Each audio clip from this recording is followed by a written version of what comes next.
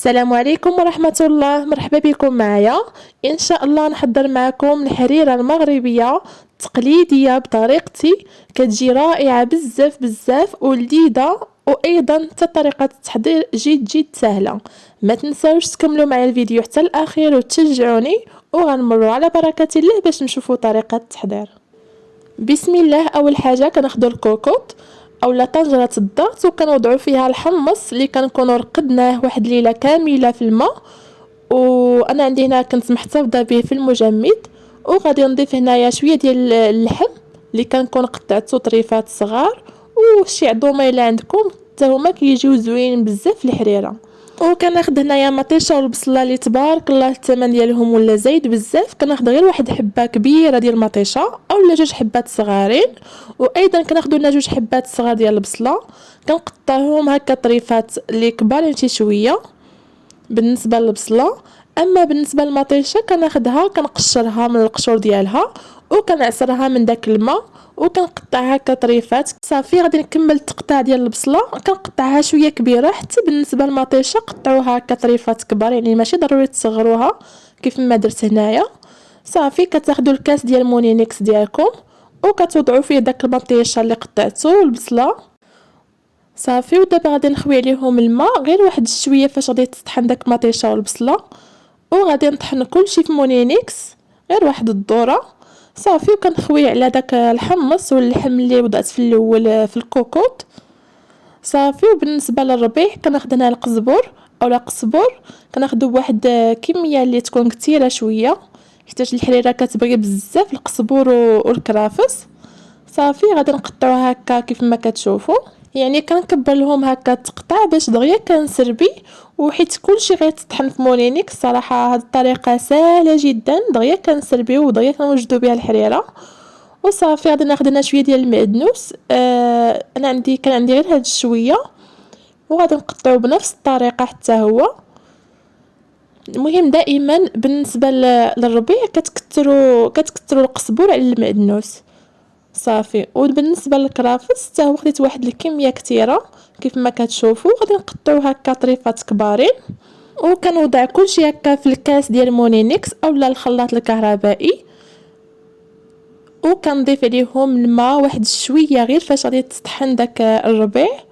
انا كتجيني هاد الطريقه صراحه سهله جدا. وكنطحنوا غير واحد شويه وكنضيفوا على مطيشه والبصله اللي طحنت وداك اللحم والحمص اللي كنت وضعت في الاول. صافي كنشلل الكاس بواحد شويه ديال الماء، وغادي نضيف واحد الطريف ديال الشحمه اللي كيزيد واحد البنه زوينه للحريره. كنضيفو هكا كبير، يعني ما كنحكوش في الحكاكه، كنخليه هكا. وكنضيف هنا العطريه. بالنسبه للعطريه عندي هنايا معلقه كبيره ديال سكينجبير اولا الزنجبيل، وكنضيف هنا معلقه كبيره ديال التحميره، وواحد نص معلقه صغيره ديال الابزار، ما كنبغيش هكا الابزار كتير. وغادي نضيف معلقه ديال الخرقوم اللي تكون ممسوحه، يعني ما تكونش عامره بزاف. وكنضيف هنا الملحه تقريبا درت واحد المعلقه، يعني الملحه على حسب الذوق. وكنضيف هنايا الزعفران اولا الملون الغذائي غير واحد شويه. وكنضيف هنايا واحد نص كاس ديال زيت المائده. صافي ودابا غادي نضيف الماء. بالنسبه للماء كتضيفوا الماء الكافي اللي غادي يطيب فيه داك الحمص وداك اللحم، يعني في الاول كتضيفوا الماء الكافي باش ما تبقاوش تزيدوا. صافي كنسد على الكوكوط وكنوضعها هكا على البوطه طيب. وبالنسبه للعدس انا ما كنوضعوش في هذه المرحله هذه، يعني حتى كيطيب الحمص واحد شويه واللحم عاد كنضيفو. كناخذ هنا واحد نص كاس ديال العدس كنقيه وكنغسلوه مزيان وكنوضعو هكا في الماء يرطب واحد شويه على ما كيطيب لينا الحمص واللحم، ثم غادي نضيفو. وبالنسبه للتدويره كناخذ هنا الغراف ديال مونينيكس اولا الكاس، اولا كتاخذوا غير شي قرعه كنوضع فيها شويه ديال الماء وكنوضع الكاس ديال الدقيق. يعني حتى في الحريره عبرت لكم بالكاس ديال الانبه كيف ديما في الوصفات ديالي. وغادي نخلط واحد شويه في مونينيكس غير واحد شويه، ونخليه الدقيق كل ما بقى كل ما كيجي رطب وكيجي زوين في الحريره. وكاين اللي كيدور هكا الحريره بمايزينا، ولكن حنا كنستعملوا الطريقه العاديه التقليديه اللي ديال التدوير ديال الحريره. صافي وبالنسبه هنايا من بعد ما حليت على الكوكوط لقيت الحمص طايب كيف ما كتشوفوا، كنقلبوا الحمص وتقلبوا حتى اللحم. صافي غير كيطيب هكا كنضيف داك العدس اللي رقدته في الماء. كنضيفو هكا بالماء ديالو النيت. صافي بالنسبه للكميه ديال العدس كل واحد شحال كيبغي. المهم انا ضفت انا تقريبا واحد نص كاس ديال العدس. صافي كنحرك داك العدس واحد شويه ومن بعد غادي نسد على الكوكوط وغادي نخليها طيب، يعني حتى نعرف بلي راه العدس طاب. عاد غادي نضيف الشعريه اللي اختاريت انا، الشعريه ديال سباغيتي الطويله، قطعتها شويه طراف كبارين، وهاد الشعريه الصغيره، وحتى الا كانت داك المحمصه كتجي زوينه في الحريره. صافي غادي نضيفهم هنايا في الكوكوط وانا كنخلط باش ما يلصقوليش في القاع ديال الكوكوط. صافي غادي نبقى نخلط واحد شويه داك الشعريه، ومن بعد غادي نضيف التدويره اللي حضرت معكم.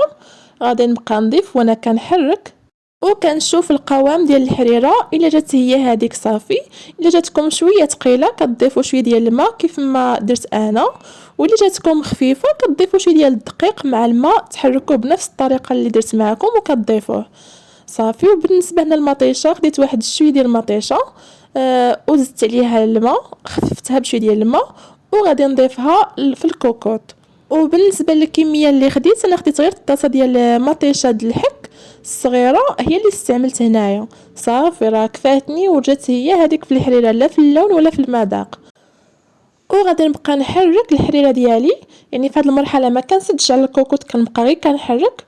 وغادي نضيف هنايا كنور، صراحه ما وريتولكمش، ضفت هنا كنور اللي حكيته في الزلافه وضفت عليه شويه ديال الحريره باش كيذوب، وعاد كنضيفو هنايا في الكوكوط.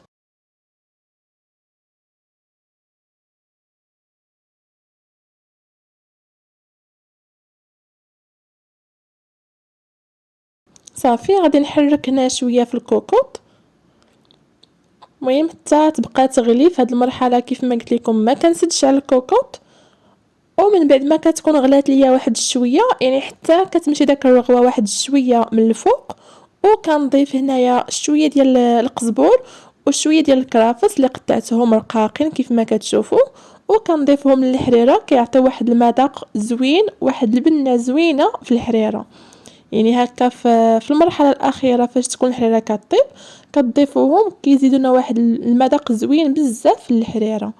صافي غادي نبقى نخلط حتى كتمشي داك الكشكوشه كامله ملي كتكون من الفوق كيف ما كتشوفوا. عاد كنعرفوا بان الحريره ديالنا راها طايبه وراها واجده. شوفوا القوام ديال الحريره تبارك الله كيتجي زوينه الصراحه بزاف، وانا متاكده الا جربتوا هاد الطريقه اللي وريتكم غتعجبكم بزاف بزاف وغادي تبقاو تعتمدوها ان شاء الله. شوفوا هنا راه كنوريكم القوام ديال الحريره وحتى اللون ديال الحريره كيفاش جا. وهكا وصلت معكم لنهايه الفيديو. كنتمنى طريقتي في الحريره تكون عجباتكم وتجربوها، انا متاكده الا جربتوها غتعجبكم وغتولي معتمده عندكم ان شاء الله.